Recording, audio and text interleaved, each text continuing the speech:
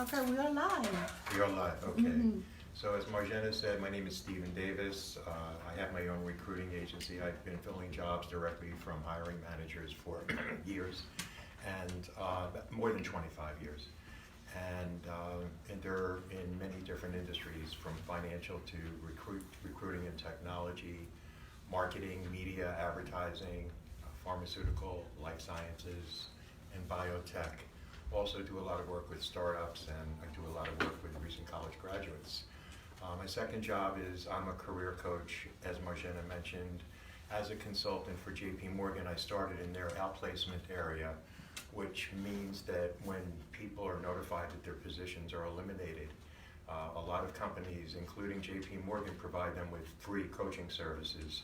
It used to be for 6 months, then it was cut to 3 months, and now it's down to 1 month.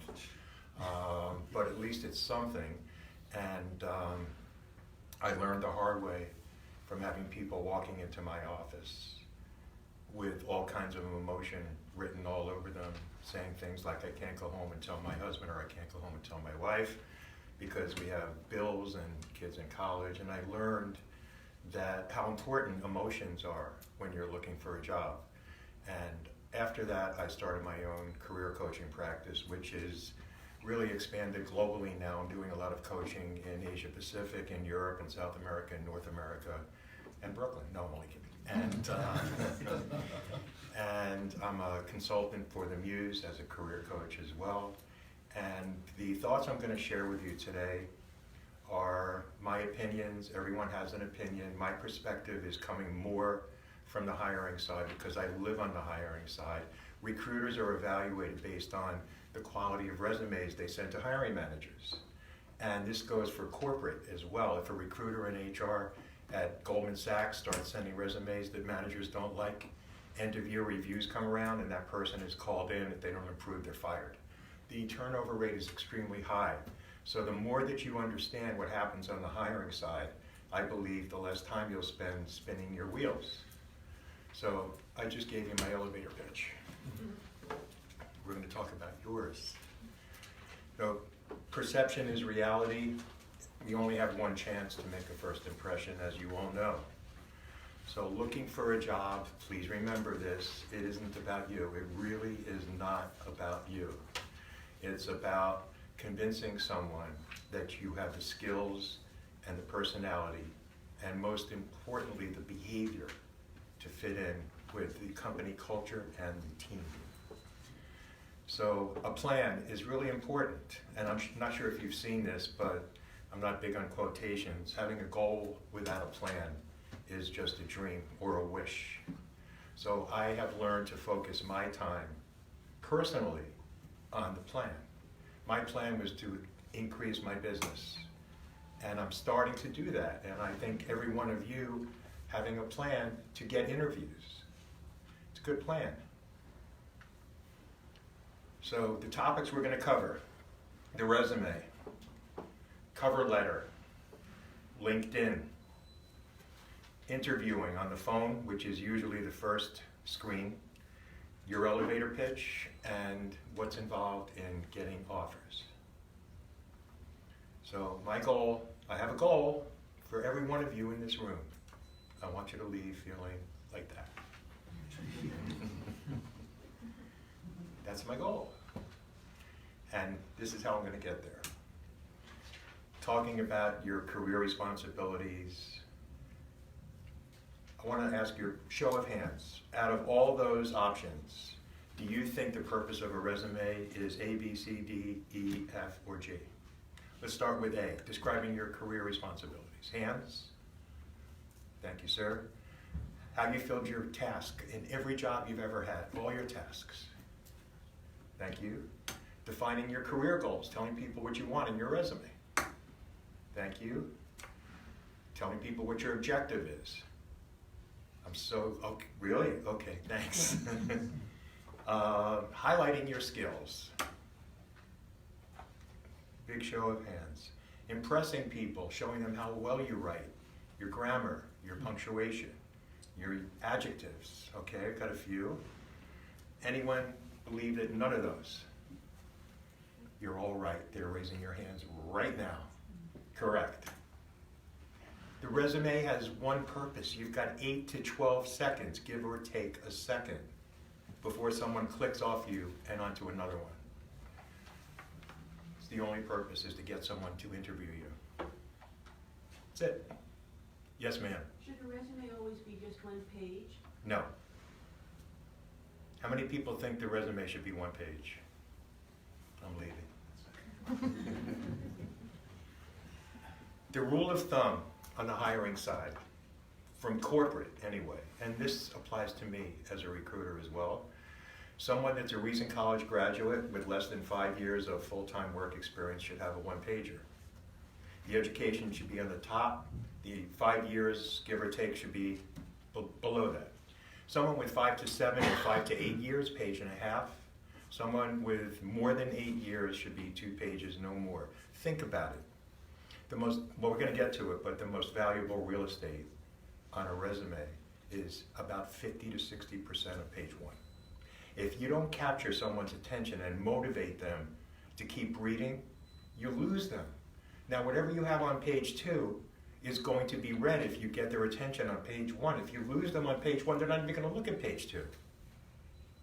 So what do you have to lose? Not much. And the whole process is you want to get that interview. That's the only purpose. Please remember that. And there are 2 obstacles between a job seeker and a hiring manager. If a company uses an ATS, an applicant tracking system, that's one. And the second is a recruiter like me in HR is trying to fill anywhere from 20 to 30 to 40 different jobs every minute of every day. Does anyone not know what an applicant tracking system is? An applicant tracking system, I use one as a recruiter, and unfortunately my clients force me to send resumes through theirs. So I can't even pick up the phone and call a manager in some cases. What it is it scans your resume for keywords. Can I ask you, sir, what do you do? For 20 years I was a non-practicing attorney. I was in legal editing. As a result of a reorg, I got an opportunity to temp and get permanent in the marketing and business development department of a top 100 American law firm. Okay, and you're looking for that kind of a job?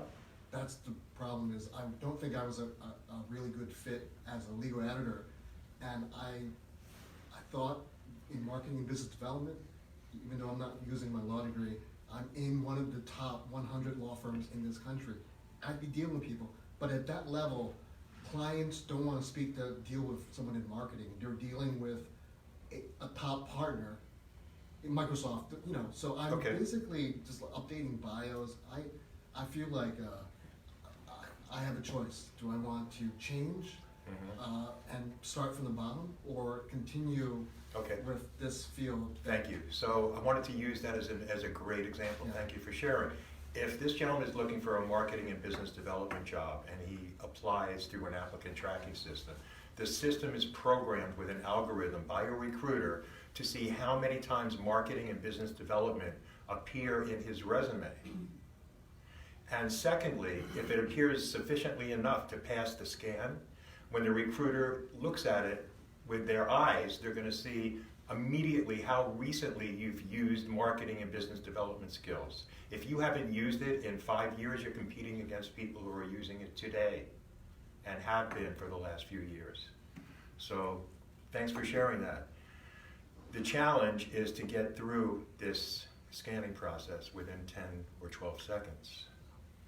So it's not really enough to tell people what you're responsible for. Think about it, it can be so boring. This is what I do, this is what I did, this is who I work for. Recruiters look for achievements and accomplishments. You want to tell, and this is good for interviewing as well. We're going to get to your elevator pitch. Tell me about yourself question. How can you differentiate yourself over all the competitors, everyone else's resume? How do you do that? That is every person's challenge. And one resume won't work, as you probably know, because every job has different requirements. Every company has different skill set requirements. So it's not about you. Unfortunately, it sounds cold, but we're all commodities. we're going to be evaluated based on, number one, education, number two, employment history, number three, behavioral fit, which some people try to evaluate rightly or wrongly by reading a resume, and I'm being honest, but the more you know about what happens on the other side, I think the more productive you'll be. So we are really all commodities, and recruiters like myself, we're gatekeepers. You know, we take the resume as a toll. If you pass the toll, you go to the hiring manager. Because we are evaluated stringently based on who we send and who we don't send. And as I mentioned, yes, sir? Of those three things you identified, are you going to be talking about how do you figure out what the corporate fit is? That's behavioral. Okay. Yes. So, again, recruiters are evaluated based on how many jobs they fill. If they don't, and I don't know if you've experienced this, but a lot of HR recruiters don't know what they're talking about. They don't. I'm a technology recruiter. I many times try to convince an HR person to see my candidate, and they say, Steve, no, you know, the last 4 jobs this person has, I can see they write Java, they do coding, they do the full software development lifecycle, but it's not what we need. And I start talking to them about different skill sets in QA and analysis and working on the business side and doing business. They don't know what I'm talking about. That's your challenge. So here's a little bit of information about the ATS, how it parses information. Keywords and phrases, and we're going to get to this. The next slide talks about, does everybody know what a CRM is? Salesforce? Everybody hear of Salesforce? Relationship management software. Right, thank you. So let's say you are a CRM professional and you know Salesforce. If you don't write Salesforce in your resume and you only put CRM, you're out. And hopefully a recruiter knows what the CRM is, Salesforce. So if you look at a job description, and if the second bullet talks about that, try to mimic what the hard skills are. And it will take you no more than 15 minutes to update a resume to match. I promise you it won't. Yes? Would you say copy basically what the job description says into your, because That's a great question. Assuming you're doing the Yes. same thing, Yes. which is, let's say you're an accountant, right? Most Right. accountants tend to do the same thing. There are Right. some discrepancies, corporation. Good question. However, is just copying it the best way to do that? That's half of the best way to do it. Oh, okay. And that's exactly when people hire me to write their resumes, to match up to jobs, to try to help get them interviews. My methodology is I always write a summary section and then modify that summary based on the job description. So if you're an accountant and you're applying for a position in audit and financial analysis, I will copy those required skills, drop it into the summary section. However, I will change the adjectives and the verbs and just maintain the hard skill sets so we're not plagiarizing it, but still matching the key words. Does that make sense? Mm-hmm. Yes. So if it does get to a human, they're going to say, oh, this person just copied and pasted. No. You're just copying and pasting the hard skills, which is going to get you past the scanning process. Do you keep in the word summary? Sure. Because I was told not to. And I've gone to different people, in employment professionals. What's the reason? I'm curious. What's the reason for not including summary? If you don't know the reason, They then told me I was out of date, because I used the word summary. So I Out of should give date. it. I was out of right. date. Well, I'm out of date. I think you should use it. Okay, I'm on your side. Thank you. Yes, ma'am. Do people actually copy these skills on a job posting onto their resume? Is that done, or?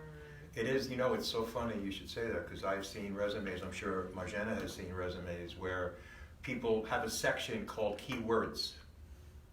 Oh, I'm not kidding. really? To try to get past the applicant tracking. That's crazy. Yeah, it's crazy. They're just tossed Yeah, Yeah. yes. But if you get to a recruiter like me, I'm gonna say, forget it. I don't wanna talk to this person. By the way, I was Yes. told, because of that key thing, Yes, above the summary level that you're talking about, you should just put in those words like in your, let's say account, internal control, SOX. Right, da-da-da, right. like one right after the other, even bullets, so the system will pick it up. well, as I said when we first started, everyone has an opinion. Yeah. This is only mine. Okay. You decide, please, what you think is best. Okay, I'm just sharing knowledge, Yeah, so. I'm just sharing I, my experience. no, I appreciate it. I think if you create sentences with those words, it's more legitimate.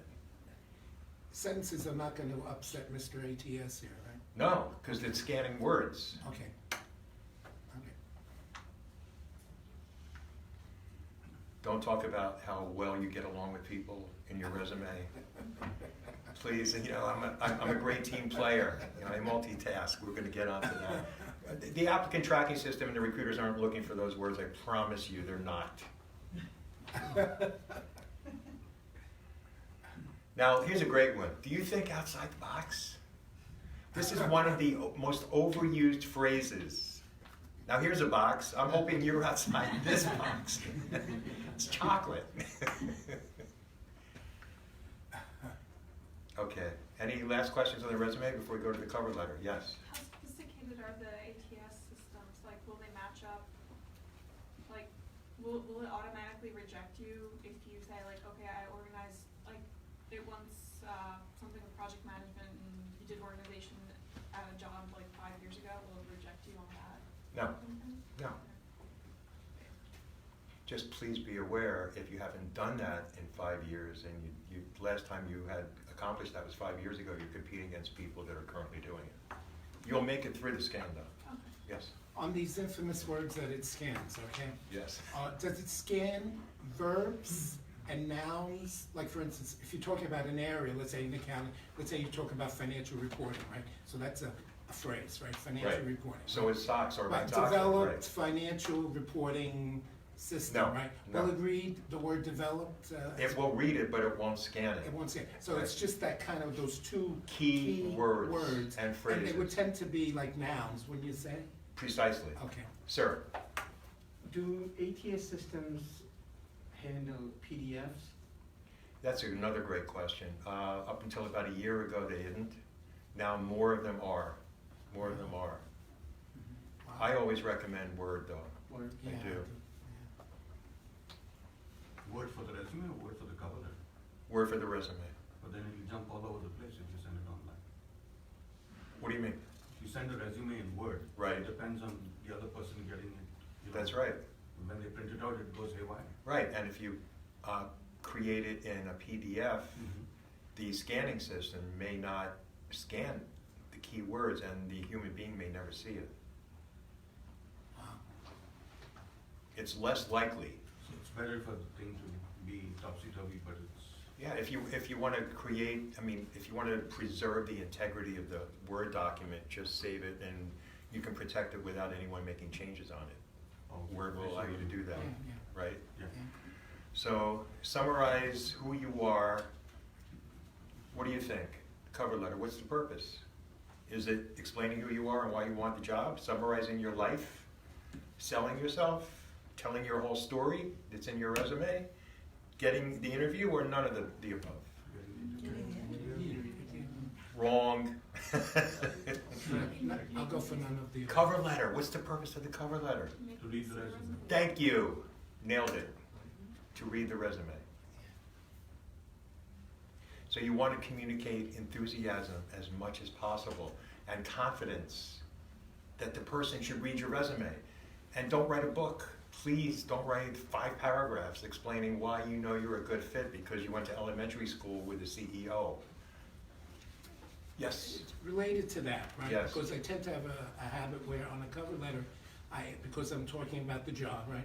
I'll tend to say, I think my experience is an excellent fit for your position of blah, blah, blah. Right. Is using that word excellent fit, is that over ambitious in selling it? Yes. Because I'm always told, watch your adjectives. Yes, I you think know. it is. My opinion, I would say something to the effect of I've evaluated a number of similar jobs in comparable companies, And after reading this job description, it seems that my skills and experience are the best fit. All right, so never go beyond the best fit. No, don't sell yourself. And as you can see from my resume, I've done A, B, C, D, and E, exactly what you need. Look forward to hearing from you. So basically, you're also saying the cover letter is kind of like a quick summary of your resume, so they'll look for No, further, no? no, the cover letter, I don't read cover letters. Okay. I ask recruiters in HR all the time, do you read them? Do you not read them? It's 50-50. Some people read them, some people don't even have the time to read them. They go right to their resume, like me. But I think I would recommend that everyone use a cover letter just in case it's going to be read.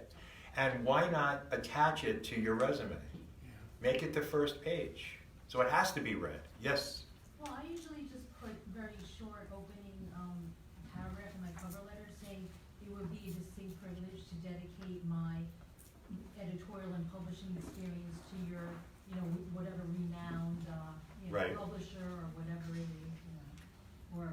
How did you start that? I'm sorry. What was the first thing you said? Thank you for, the whole thing. No, thank you for, Um, thank, well, actually, the email. no, the cover letter. What's your opening? Sorry. I would very much like to be considered for the position of. That's good. That's good. um, Editorial or whatever the position is, right? Right. I am writing you Yeah. this infamous, I'm writing you because. They know why you're writing. Okay, so we don't have to say that. You know how many people say, I'm applying for the editorial director job? No! Really? Okay, you don't like that? Less is more. Sometimes you must use one, other times it's not even requested. So again, I strongly suggest that you have a template.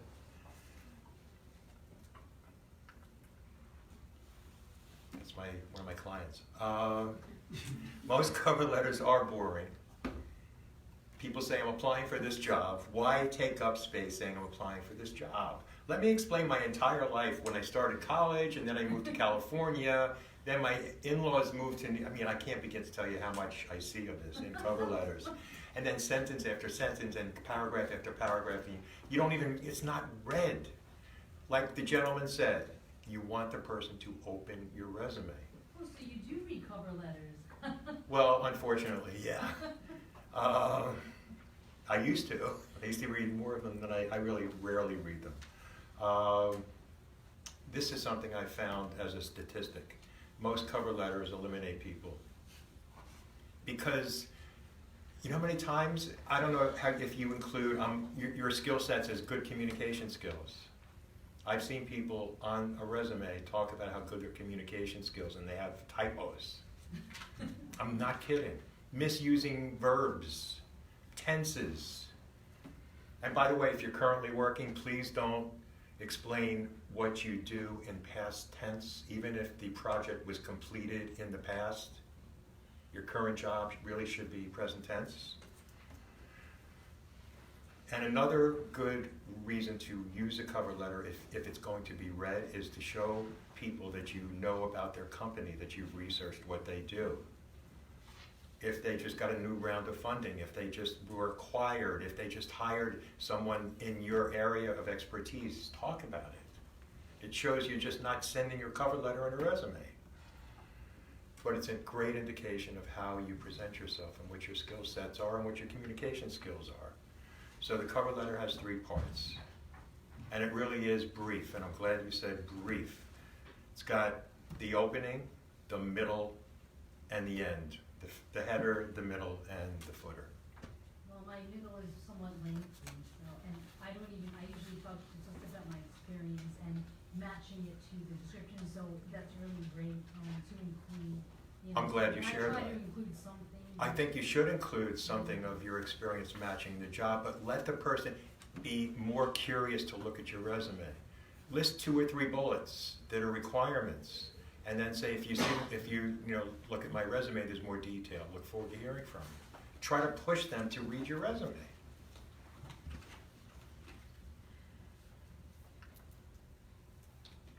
And really is important to research. The more you can talk about what the company does, how long they've been in business, anything that can show that you did look at their website and do a little Google search on them will help And so, there are so many generic letters out there. You can use them, but please use your personality. Insert your enthusiasm. And also, we're going to talk about not being interpreted as being desperate. I look forward to hearing from you. Can't wait. I'm sitting by my phone. Not good.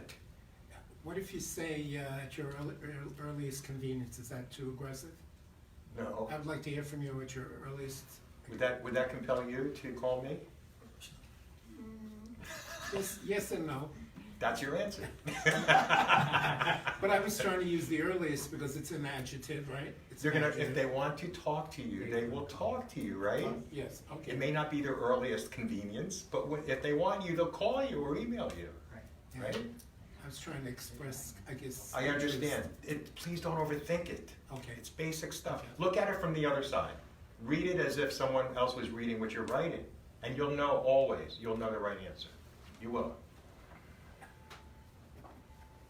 And the first bullet, don't appear to be waiting to hear from them. It is psychological. I always advise people to close a cover letter out by saying, the job market is exploding right now. I'm looking at a number of other opportunities. This seems to be the best fit, considering your company, the job responsibilities, the research I've done, and my career goals. And then to use your words, I look forward to hearing from you. Why not? So please don't appear desperate. Even something as basic as I look forward to hearing from you could sound potentially desperation. It could. On one hand, you're saying you're looking at other opportunities, and the reason I suggest that is you want to plant a thought. If it gets to a human being that they might lose you to another opportunity because you are looking, instead of saying, I look forward to hearing from you. Say, thanks in advance for your consideration. Leave it at that. Let's talk about LinkedIn. 500 million users. 500 million people. Boy, do I wish I had stock in that company. 10 million job listings. I live on LinkedIn. Every single recruiter that's good at what they do lives on LinkedIn because we always know the types of jobs that we recruit for. I'm always looking for technology people, always. All levels, entry level all the way up to senior C level. Another question. A, B, C, D, E, F, G, or H. What's the purpose of LinkedIn? To be found by recruiters? Hands? Recognized by hiring managers? Anyone? Getting interviews? Telling the world you're looking for a new job. How many times have you seen people's profiles saying, like, looking for a new opportunity? Waiting for people to connect with you, getting thousands of connections. Looking for people, I call it stalking, because as a recruiter, I like to stalk HR people and get their jobs to fill. And then asking people to help you, getting as many connections, and telling everyone how great you are. Jeff Weiner, the CEO, the founder of LinkedIn, when he was asked about what's the most important part of a profile, I love this quote. It's so true.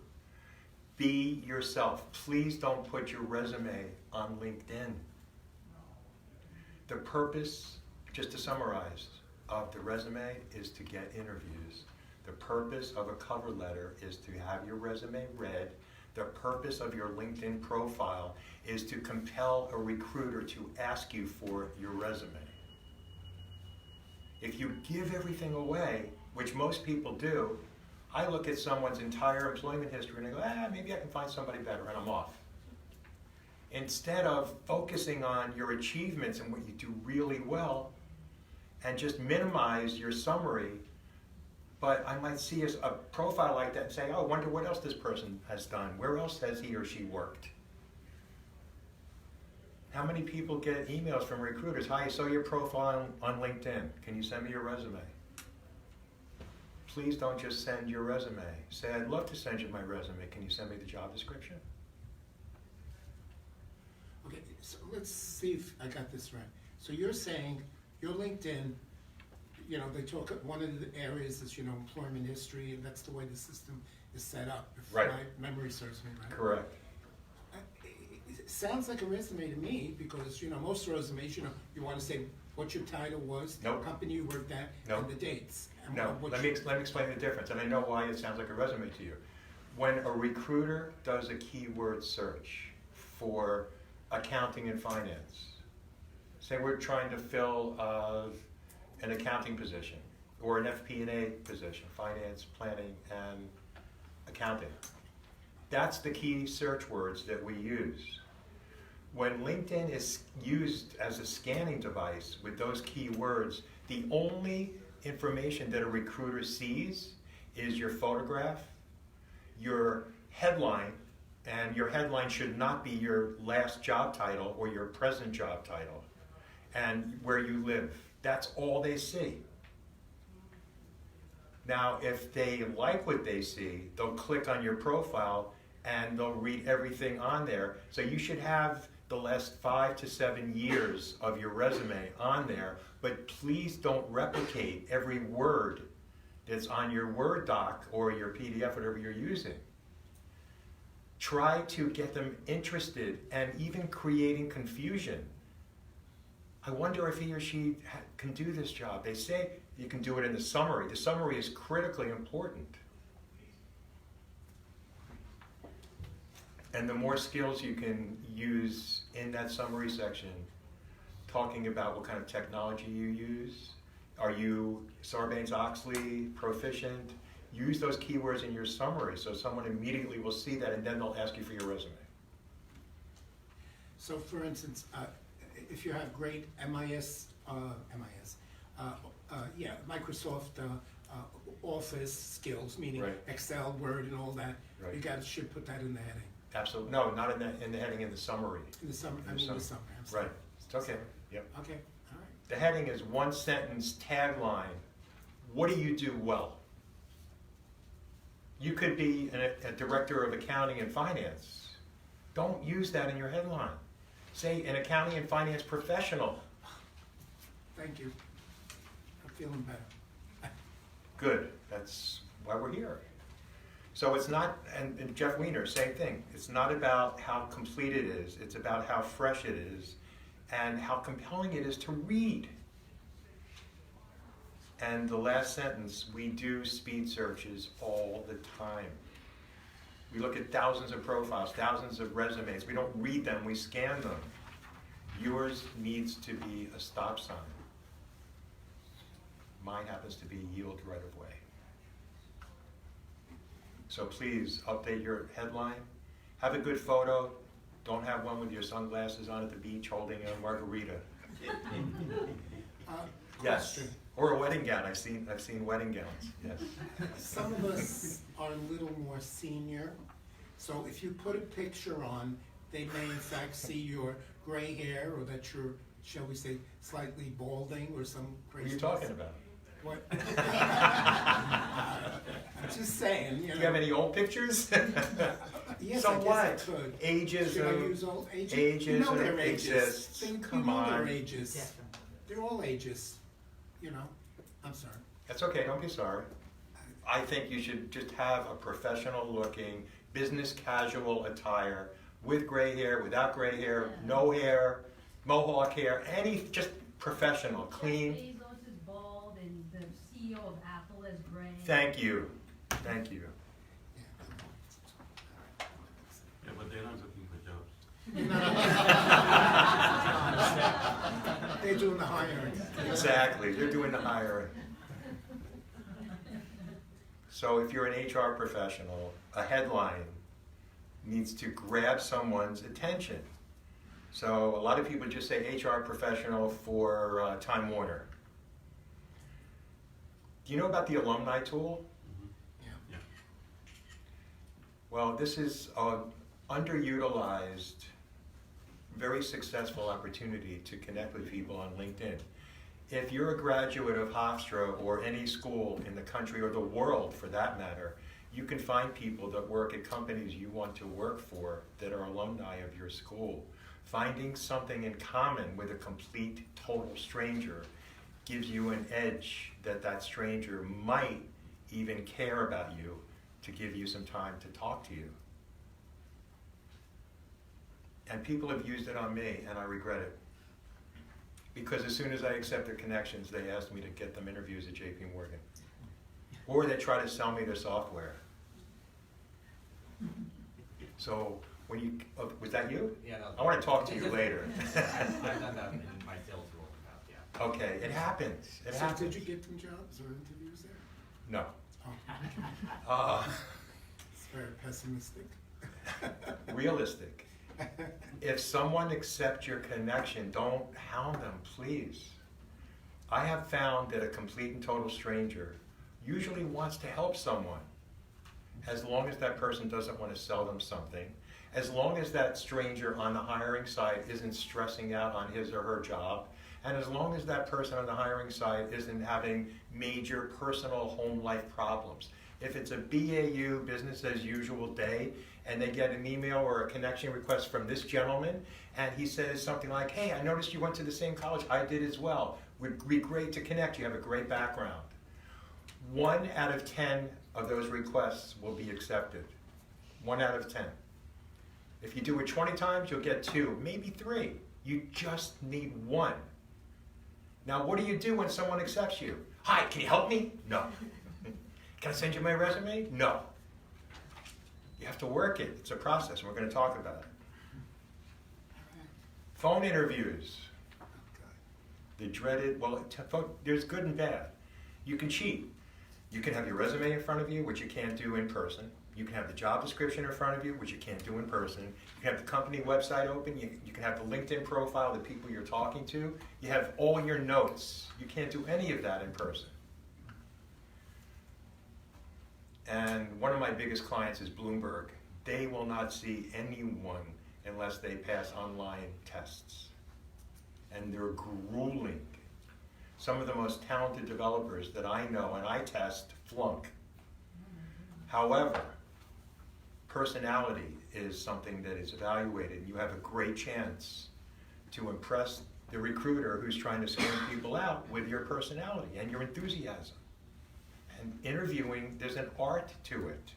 So the goal of a phone interview, is it to sell yourself? Is it to learn more about the culture and the job? Is it the chance for you to ask a bunch of questions? No. Well, having been through quite a few of those, they always ask you, some of them just say, I'll talk about what the job's about, you tell me about yourself, and then at the end, what you just highlighted, Right. Kind of thing, then there's always the question of, well, what questions do you have for me? You know, kind of thing. We're going to get to that. We're going to get to They that. all do this. I mean, I do that. I swear. I do that. They It starts this. off with tell me about yourself, and it concludes with, do you have any questions for me? Right. Right. And so you're saying, don't beat it up. Don't. I'm not saying that at all. Okay. All right. One step at a time. Okay. You're on the money, but let's take one step at a time. So the phone interview is specifically designed for the recruiter to decide who's going to go forward and who is toast. Personality, communication, how quickly you answer, how accurate your answers are, and what your behavior is like. Because we judge people based on not so much what they say, but how they say it. Like, can you give me an example of a time when you showed up at work and one of the members of your team was dropping the ball, or was out a lot, or that, didn't deliver a task? How did you react to it? Behavior questions. Wow. So it's important to create a comfortable environment. Timing is everything. Because somebody asked me, what's the secret of giving a phone interview? Would you ask me? What's the secret? Timing. Timing. It really is. Quiet background, and a lot of managers that I deal with, it's like Jekyll and Hyde. People change their personalities on purpose. Someone that's very calm and laid back, yes, Steve, send her in. Can I sit in? Sure, come on, but just shut up and don't say anything. And I'll say, sure, I won't say anything. And this nice hiring manager turns into the monster from another planet. So, can you tell me about yourself? Why did you leave your last job? What would your former manager say about? Boom, boom, just rocket fire questions. And I'm really glad that we're talking about this because it's done on purpose. And the opposite happens because very casual, calm, laid-back managers will continue to be casual, calm, and laid-back. So you grew up out, oh really? And how's your family? And they'll get you to speak about personal things so that you relax. And I have seen people regret saying things because they're so relaxed. The barriers come down, and the managers and even recruiters do this on purpose. So please be aware that you're constantly being evaluated based on what you say and how you say it and how you behave. It's called EQ, emotional intelligence. Now, you're in front of a hiring manager. Where's something eye-catching? Like Bezos. Oh, wait a second. I was waiting for you. No, I mean, excuse me, ladies, I don't mean anything bad. Guys, you know, we're wearing a suit and tie. I mean, you know, how different could that be? I mean, If you wear a suit and tie, what else could I wear? I mean, other than that. if you walk into an office and no one else is wearing a suit and tie, you're done. Okay. Does anyone disagree with me? Yes? Yeah, Who but said yes? everybody says you should go to an interview. Even when you're working with recruiters, they're saying, well, you know you have to wear a suit and tie. I was It like, depends on the company. okay. And the industry, I think, is part of Correct. that. Is that Correct. correct? Correct. Like banks and law firms, usually people are more dressed up. No? Well, JP Morgan, it depends on the line of business. Right. If you're dealing with the public, you're dressed up. Not necessarily. Oh, well, okay. It depends on the business. If you're dealing with commercial banking, it's business casual. Well, what if you're a financial person, like an accountant or somebody like that? An accountant should wear a suit, but no tie. Okay. Really? That's my impression. Again, my opinion. That's my disclaimer. So But- let's talk about the ladies because they can wear something interesting. We Well, can't. yeah, I mean, I got this off an email from a recruiter. I was asking questions about this, and she told me that people that show up wearing unusual clothing tend to be remembered, not better, but remembered. Remember, it's good. Yeah. So, you know, wear a nice tie if you're going to wear a tie, or wear a nice shirt or a top. I mean, just something a little different, maybe. But your answers and your communication is the best way to be remembered. Because most people ask the same questions, like, thanks for answering all my questions. Do you have any for me? Yes. What keeps you up at night? Please don't ask textbook questions like that.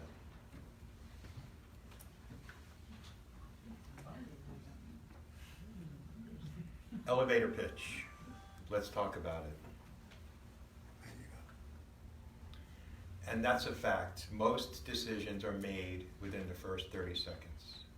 When someone brings you in, shakes your hand, asks you if you want some water, have a seat, your handshake, your eye contact, and your verbal communication and nonverbal communication usually is an indicator if you're going to continue or you're done.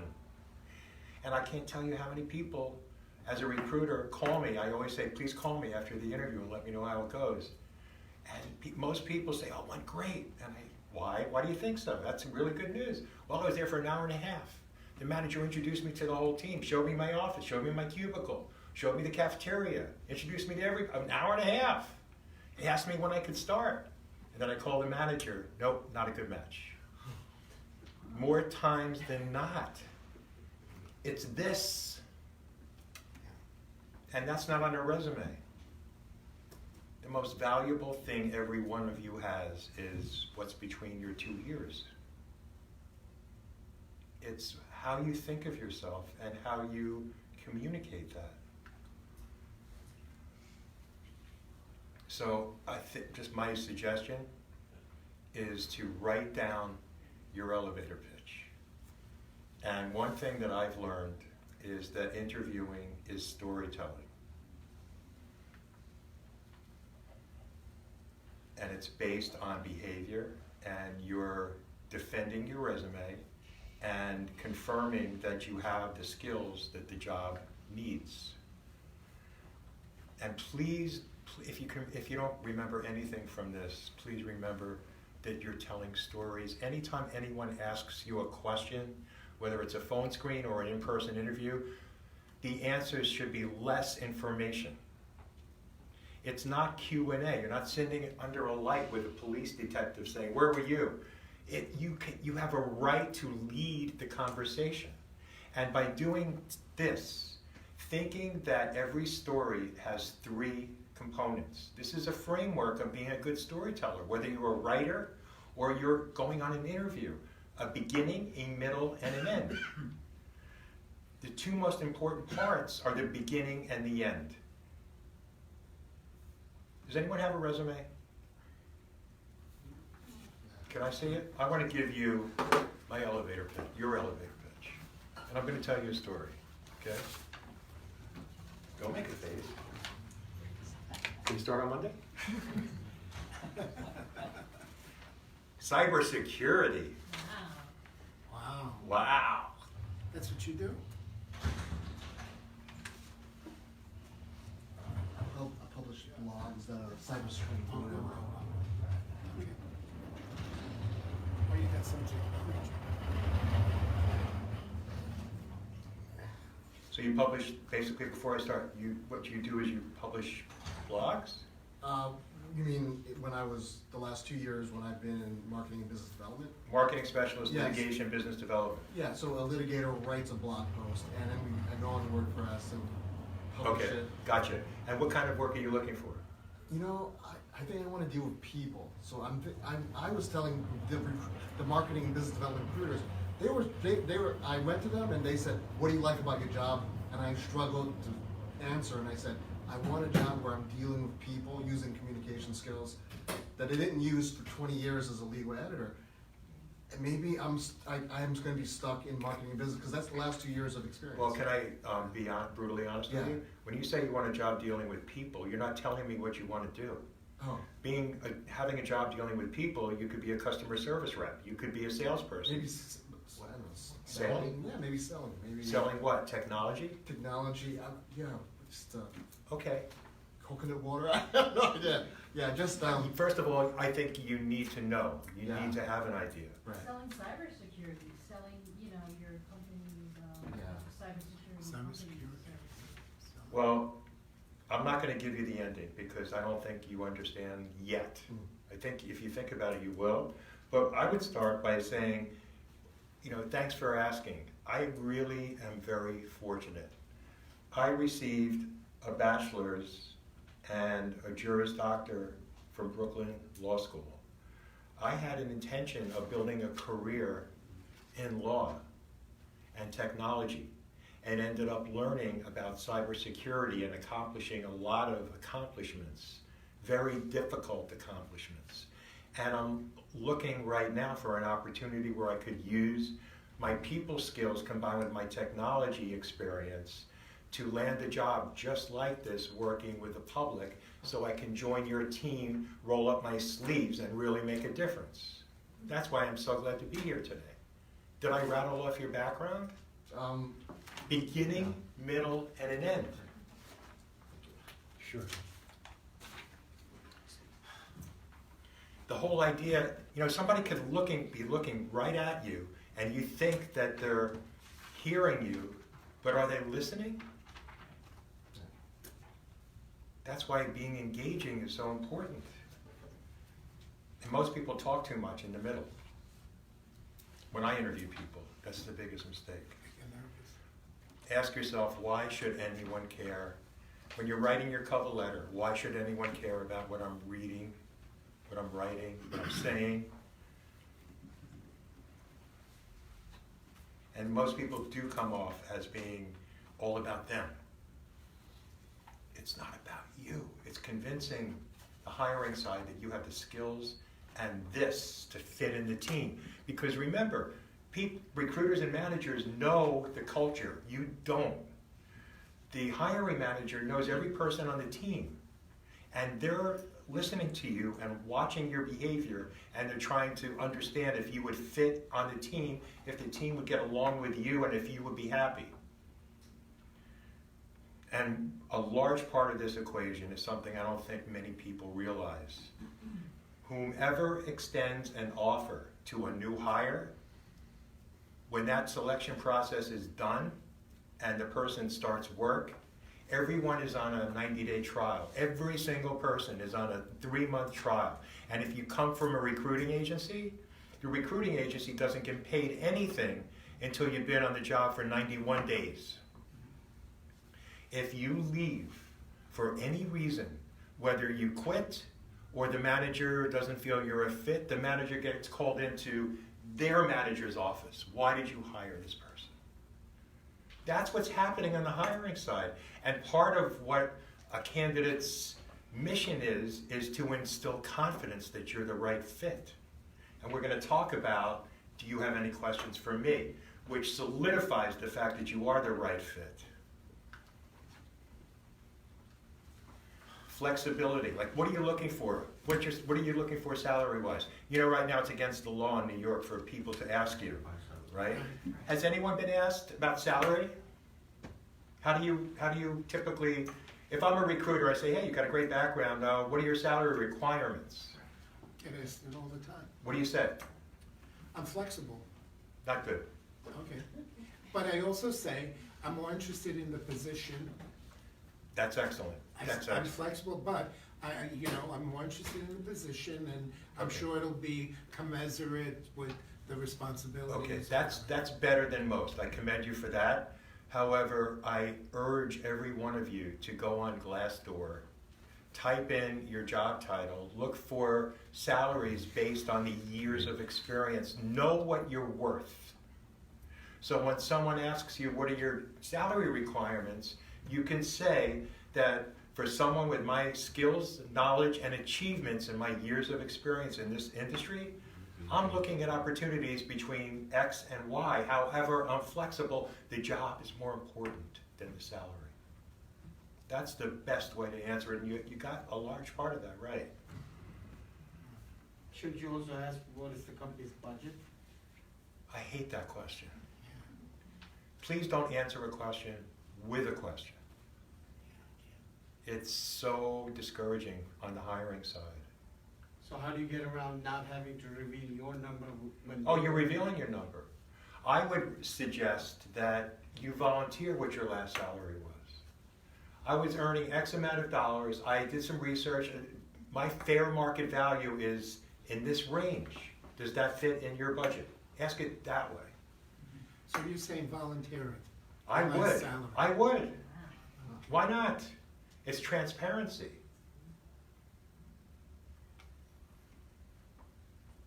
But make Does sure that give us a plus or an extra star or something by doing that? it will enable you to be considered faster than if you wouldn't volunteer it. Okay. Makes sense. So here's your, tell me about yourself. It's not meant to be funny. I think I've laughed a few times when I said that question. Okay? I've laughed a few times when I've heard answers to that question.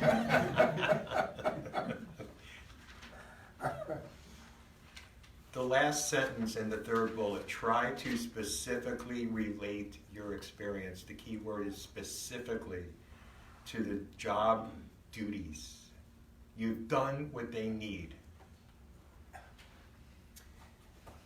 If I may, the only difficulty in that is what you were talking about earlier. If it is in that first interview, someone like in HR, they don't even know when you're telling them that it relates to this. I did this, and you have to connect the dots. Because one of the questions I say, I don't want to bore you. Are you in accounting, a professional or whatever profession? Do you have a background of that? So if I use certain terms, is it gonna confuse? Otherwise, I could be very elementary about it. And Well- then they'll be honest and say, no, I don't understand anything about auditing or accounting, and I go, good luck on that, meaning me. Well, I would You know. ask that question as early on as you possibly can, and if the person doesn't know those terminologies, and you're, just make it idiot-proof, so that even the idiots on the hiring side will understand what you're saying. That you've done, essentially what you want to communicate is, you've read the job description, you're a perfect match for what they need. And ask, I know you're not an expert in accounting and finance, but I can, if you ask me questions, I'm happy to explain why I can do and have done everything you need and exceeded expectations. Action verbs. The first number here, I can summarize who I am in 3 words: lazy, showing up late, and always hungry. That, saying something like that in that framework, most people don't talk that way unless they know me. Think about it. If you were interviewing me and you said, well, tell me about yourself, well, or a lot of managers will say, well, if I spoke with your manager, what would he or she say about you? Somebody asked me that when I was on an interview. Yeah, What would they say about you? And I didn't like the guy, so I said, you'll have to call him. I didn't want the job. I didn't want the job. Yeah, I'm not kidding. But if you say I can summarize who I am in 3 words, never give up. How's that? attention for detail. Don't say attention for You can't say detail. that, why not? Why don't you say think outside the box? Or, Okay. I know, multitasker. That's a good. Another one, Put that in the summary. I think outside the box, I'm a multitasker. and I've got great interpersonal skills. Exactly. And you're hired. Hard to leave. Or the quotation I live by. Do unto others. You know, think of something that you're going to be remembered by. And number 3 is great if you're a sports fan. Companies hire athletes, not shortstops, which means companies hire people who are flexible and open, not just closed-minded, who just want to do one job. What are you looking for? I'm looking for an accounting position. You're shooting yourself in the foot.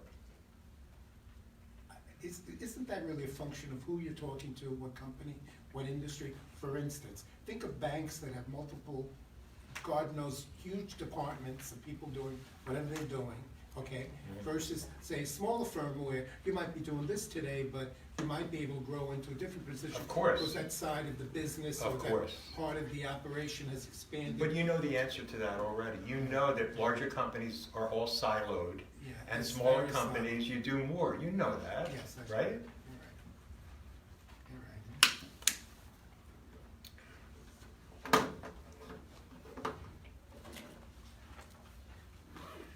So here's an accountant for you. I'm Jessica Hill.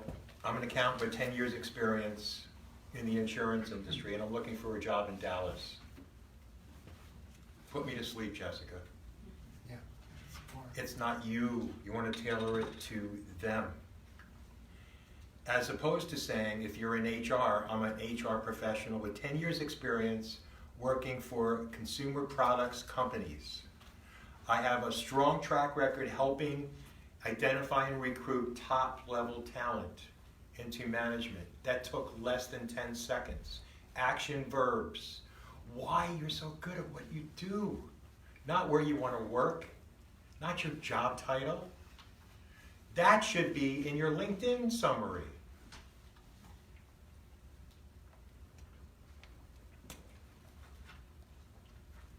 And don't use industry buzzwords, please.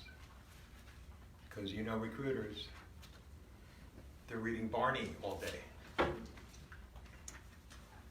Can you leave out IM on that and just say sales professional instead of IM? Do you have to say, use the verb IM? No, you don't. It's not No. an action verb, you No. know what I'm saying? You Okay. can definitely use Yeah. sales professional or accounting professional. And please write your pitch down and read it. You can even record it on your phone and play it back. Call your friends and your family. You'll put them to sleep. No, call my family. They'll send me a bill. I know it's awkward, but the more you do it, the better you get.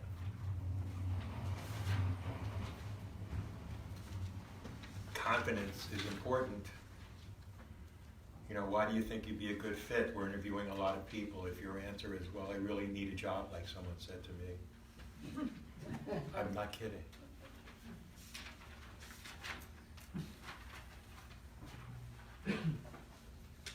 So people receive offers because they communicate what their short-term goals are and how flexible they are down the road. Because you know there's no such thing as a permanent job anymore. The likelihood of the person hiring you on your next job staying in his or her position when they hire you is not great. What can you do that someone else can't do? Because you're constantly being compared, whether they tell you or not.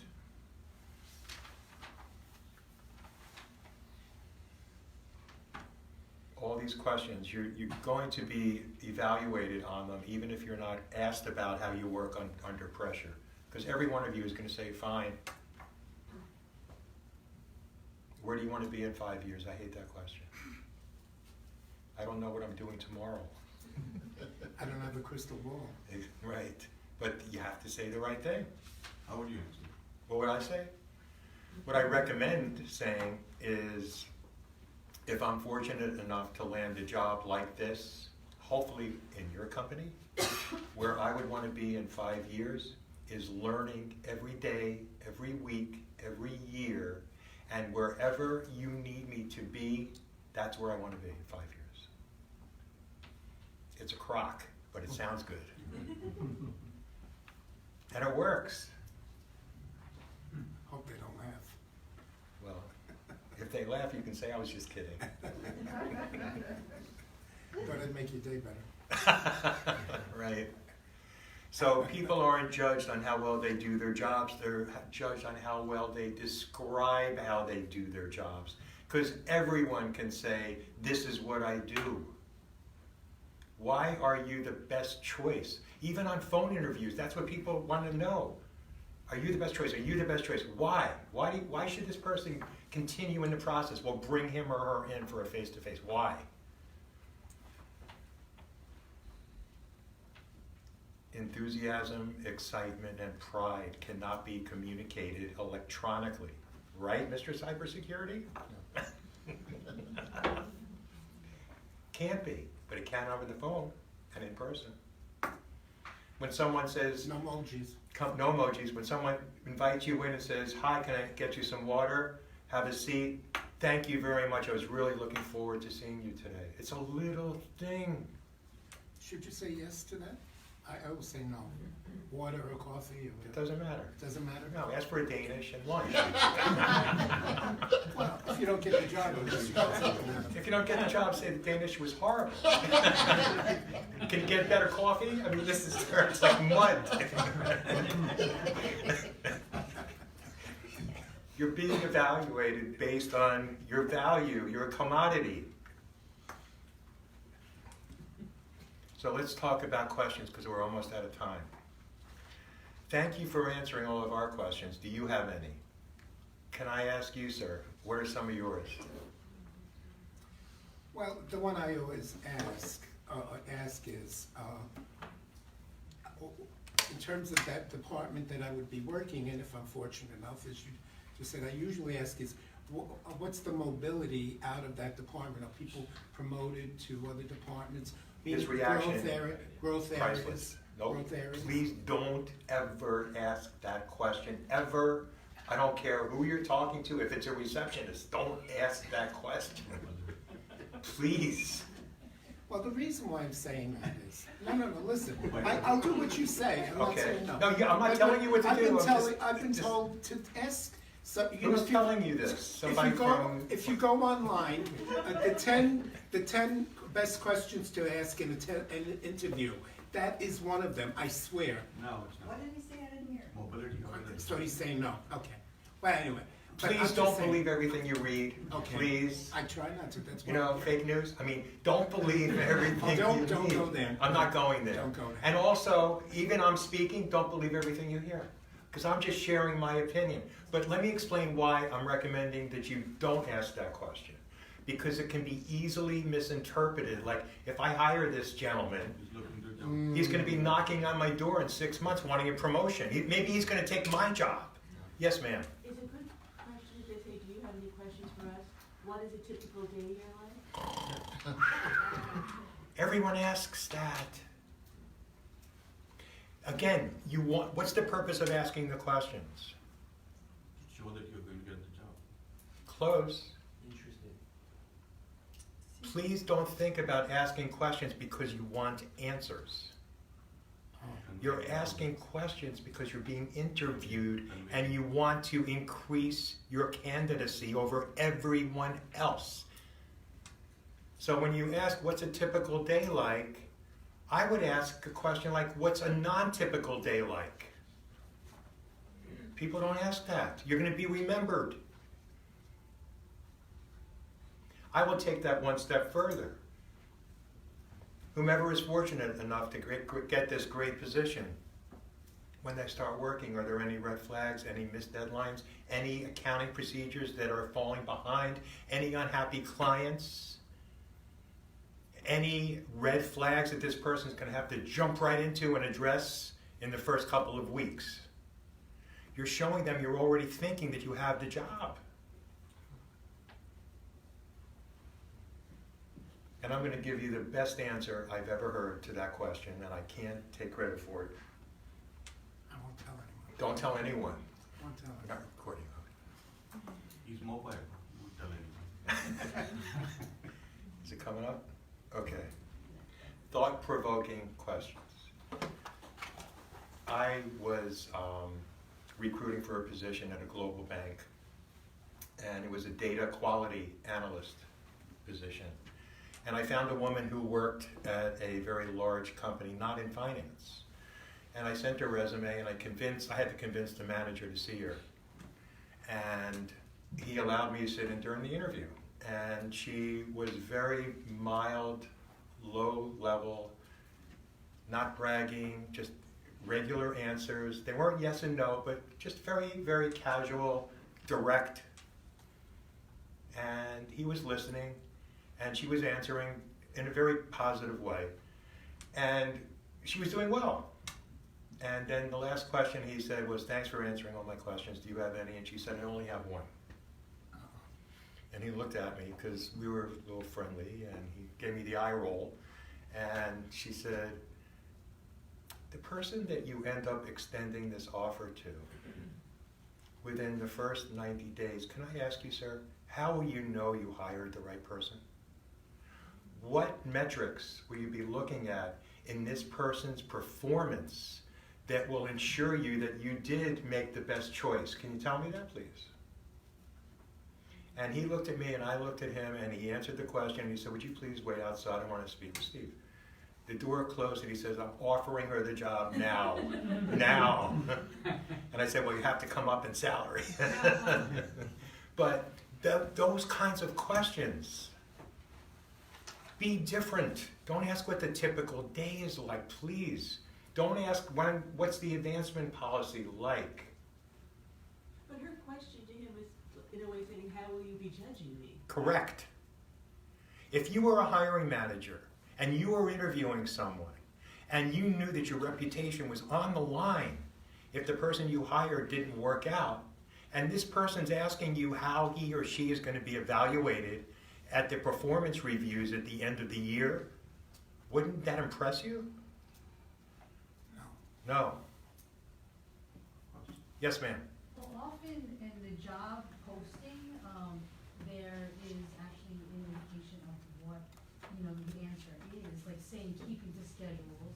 So what I ask is, well, what are the average schedules? And then another question I usually ask is, have sales increased in the past year? Just to get a gauge of how, whatever financial. You can find that out on the internet. Every manager has performance reviews, whether it's a small company or a global company.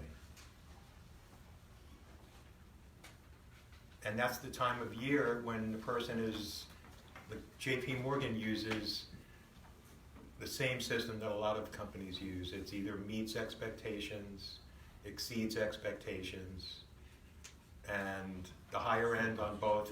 But isn't that the reason why you wouldn't say that? Because if you've ever had job reviews, and I think most of us have if you've been Sure, working. sure. I'm gonna say, it's all the same, you know, I met expectations, I exceeded them, or It's I not all the didn't. same. It's I not would all the disagree, same. no. Because you might be hired in accounting with the intention of having you mentor junior accounting people. Think about it. And if you ask the hiring manager, how would you know you hired the right person? The answer might be, well, I would evaluate how the junior level people would react to you empowering them to learn more and be more productive on their jobs. That's not written on any job description. All it might be is mentoring colleagues. It's the only thing that might appear on the job description. But please think of the hiring side.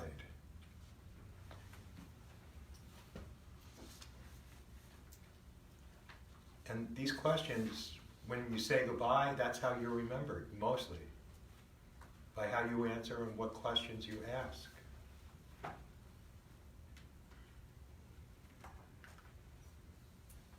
And this is a fact. Interviewing is a matter of overcoming objections, and they're usually hidden in questions like, why did you leave your last job? That's a potential objection. Or you're currently working. Why are you looking to leave your current position? That's a potential objection. And people ask me all the time, how can I explain it without saying that my boss is a micromanager? How can I explain it without saying that I was laid off? I was here at the library volunteering one day, and an attorney walked into the office, and he wanted me to help him with his resume. I was writing his resume, and I was asking him questions. And one of his answers didn't sit right, and I said, "Sir, is this true?" And he said, "Well, kind of." And I said, "Sir, you can't lie. You cannot lie, it'll come back and bite you." And he looked me right in the eye, and I will never forget what he said. He said, "You're right, you can't lie, but there are many ways to frame the truth." Oh, alternate facts, yeah. Alternate facts. For an attorney, that's interesting to say that. Isn't that interesting? Yeah, I well, nearly it says fell a whole down. lot about him. Yes, A whole lot. yes. So instead of saying I was laid off, there are different ways to say it. Well, the company was going through a reorganization. They acquired another company with duplicate positions, and a lot of people were laid off or reorganized, and I was one of them. I could have stayed, but they moved to another state. Perception is reality. Why are you leaving your current job?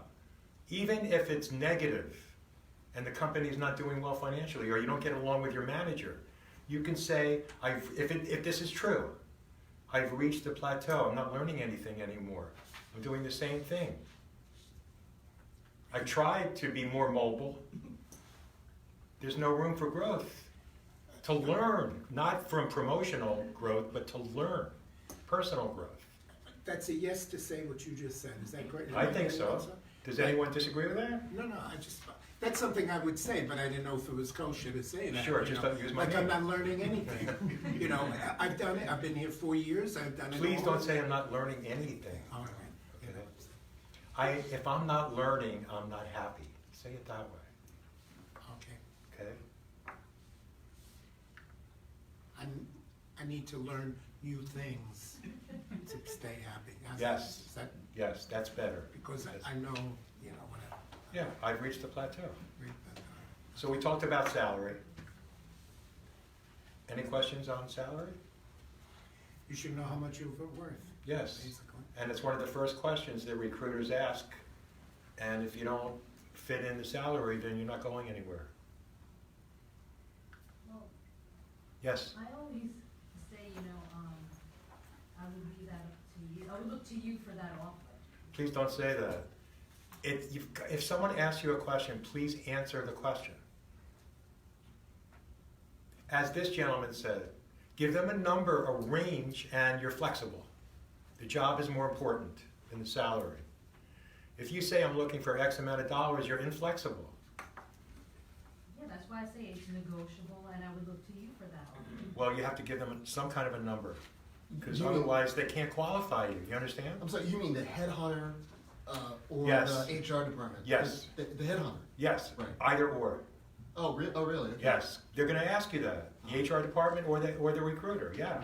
Yeah, well, what I discovered, I mean, what you're missing is, if you give them a higher number, then you may not qualify for the job that Yeah, they're you're right. recruiting, because Yeah. let's say they're paying 70 to 80, whereas you're looking to 100, 125. So if Exactly. you don't give her a real number, then they're gonna consider you for the 70 and 80, and Correct. may not find it out until later, or shall we say, a little sooner than later, Very depending true. on your point of view. So And you gotta give her a number. thank you for coming today. Thank you. Sure. Thank you. Thank you.